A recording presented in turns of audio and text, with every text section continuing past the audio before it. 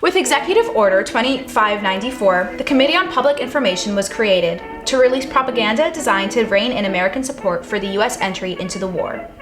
George Creel was in charge of this committee, and one of their most used tactics was the demoralization of the enemy, as seen in these posters. The CPI's decision to demonize the Germans in a pro-war attempt resulted in many hate crimes.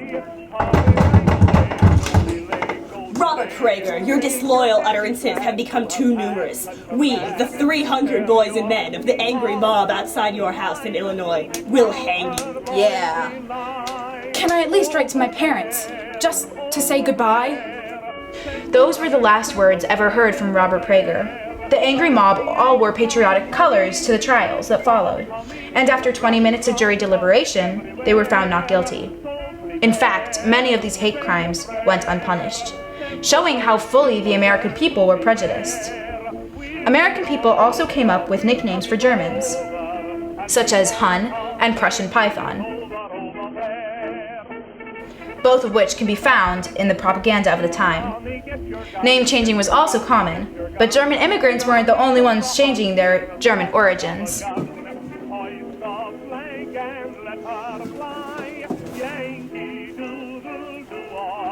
Prohibition was also all the rage, as beer and alcohol in general was typically German in use and origin.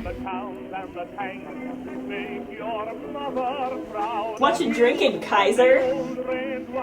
Laws such as the 18th Amendment, which made prohibition law, and the Babel Proclamation. I, as the governor of Iowa, on this day, May 23rd, 1918, make the Babel Proclamation. I hereby outlaw the use of all foreign languages. English is, from here on out, the only legal language. Were also passed to enforce the assimilation of immigrant cultures. But what could have started this anti-German sentiment? The most common knowledge of the origins lies in the U-boat campaigns, which sank many ships, including the Lusitania, and the Zimmermann Telegraph, in which Germany attempted to offer aid to Mexicans in an invasion of America. Another possible origin would be the explosion on Black Tom Island. Black Tom Pier was located across the harbor from Ellis Island in the Statue of Liberty. On July 30th, 1916, when the U.S. was still technically neutral, a fire was set to a complex of warehouses and ships in the New York harbor. These warehouses held munitions, fuel, and explosives, so the damage and death count was extensive.